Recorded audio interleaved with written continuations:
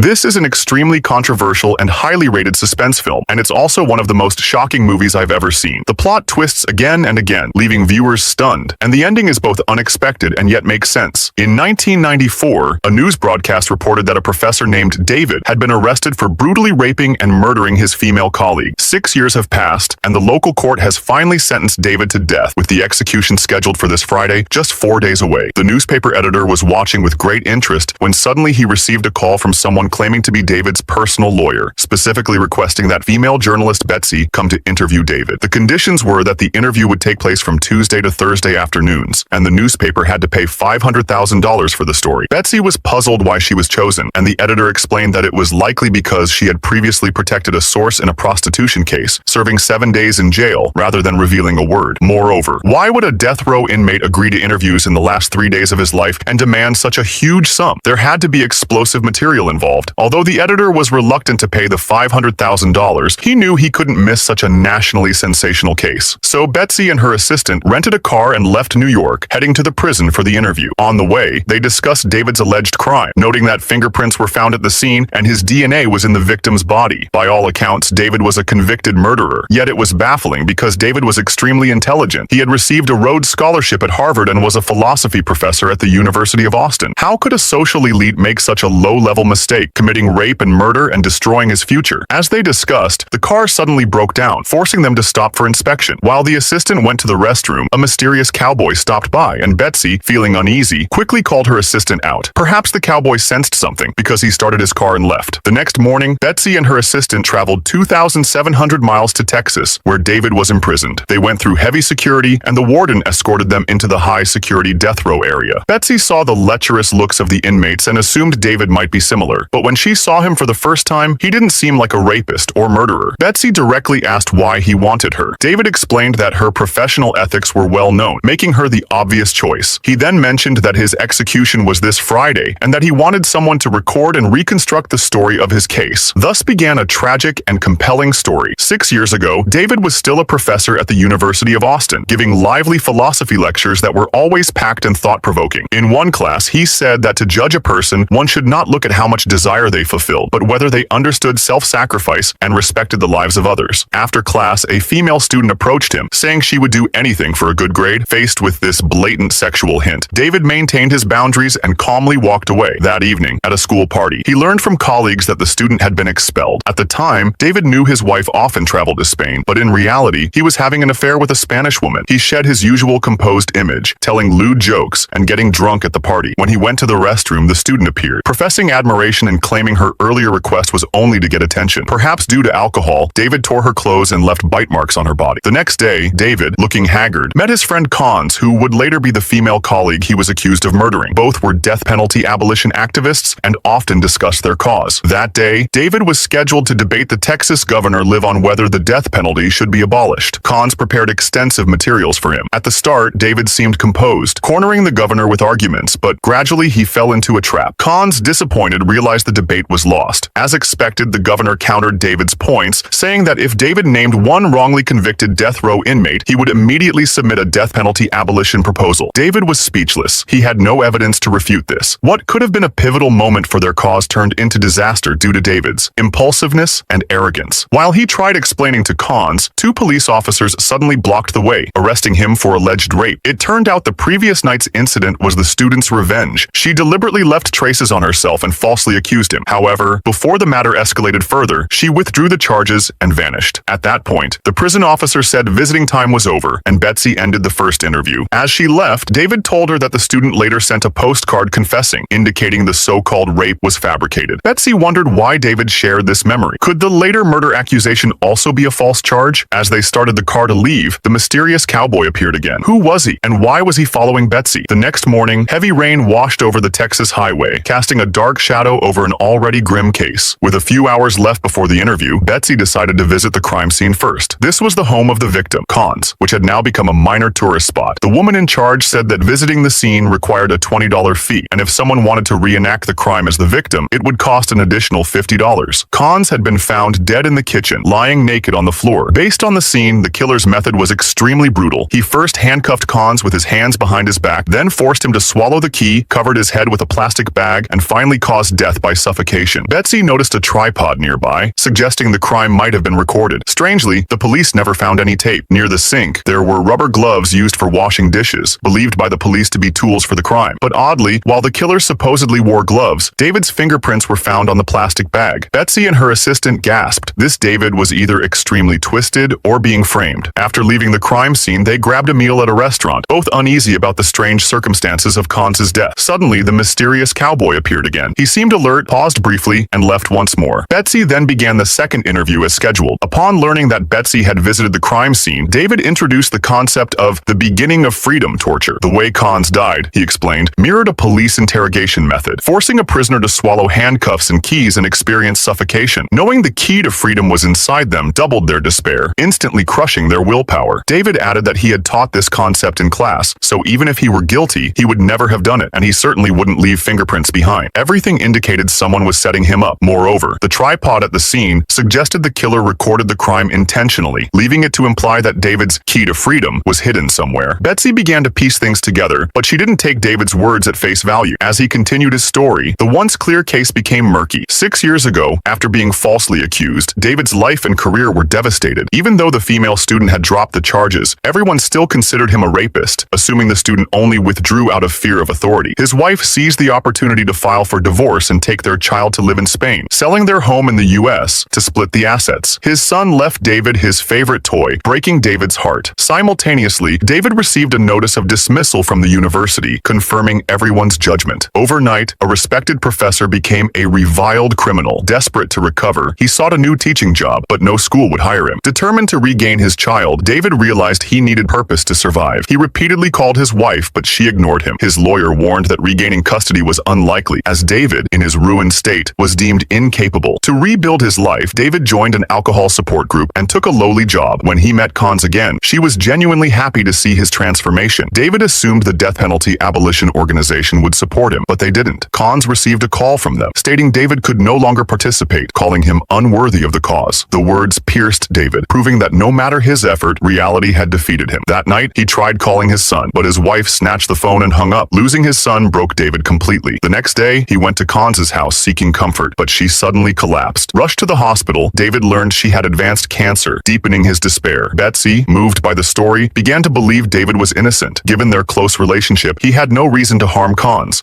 However, as they returned to the hotel with cash in hand, Betsy found her room unlocked. Summoning courage, she entered and saw a videotape hanging from the ceiling, labeled for her. Realizing it was likely connected to the case, she nervously played it. As she expected, it depicted Cons' death, lying on the floor, hands handcuffed behind her back, a sealed plastic bag over her head, struggling in pain before ultimately suffocating. Betsy had imagined this scene, but seeing it was still shocking. She couldn't fathom Cons' suffering but grasped the horror of death. She also began to suspect David wasn't the real killer. David and Cons had worked on abolishing the death penalty. Perhaps the real culprit opposed them, killed Cons, and framed David. But if the tape came from the killer, why release it now? After breakfast, Betsy decided to first deliver the cash to David's lawyer and then conduct the final interview. At that moment, the mysterious cowboy appeared again. His poor attempt at tracking them was blatant. The assistant tried to note his license plate, but the cowboy turned a corner and disappeared. Betsy's assistant told her that a top lawyer had once offered to defend David for free, but David had chosen his current lawyer instead. Even worse, the lawyer was incompetent. What could have been a reduced sentence at the initial trial ended up as a death penalty because of his defense. At the lawyer's office, Betsy handed over the $500,000 and told him about the videotape. The lawyer responded that the tape couldn't serve as evidence because it was clearly just a fragment, and the face wasn't visible, so its authenticity couldn't be verified. Betsy was disappointed, hoping she could help turn the case around. Leaving the office, she headed back to the prison for the final interview, but on the first floor, she noticed the mysterious cowboy. Suspecting he might be connected to the lawyer, she ran out to tell her assistant, who decided to follow the cowboy while she took a taxi back to the prison. After a frantic chase, the assistant didn't catch him, but managed to record the license plate. Meanwhile, Betsy had her final conversation with David. Upon mentioning the cowboy, David immediately guessed who he was. The cowboy was actually part of the death penalty abolition group, but he was extreme and obsessive, harboring deep affection for Cons. Betsy suddenly realized, could the cowboy be the real killer? David didn't answer, but continued his story. After learning of Cons' Cons' cancer, David had fallen into despair, drinking daily and neglecting everything, consumed by thoughts of his son. Cons, by contrast, continued to pursue her goals despite setbacks. After repeated failures, however, she had never saved a single death row inmate, and her health deteriorated. One night, during a low point, she confided to David that she was nearing death and regretted all the things she hadn't done. Seeing his lifelong friend in pain, David promised to stay by her side until the end. That night, the two shared an intimate moment, like lovers, clinging to each other and expressing their frustrations.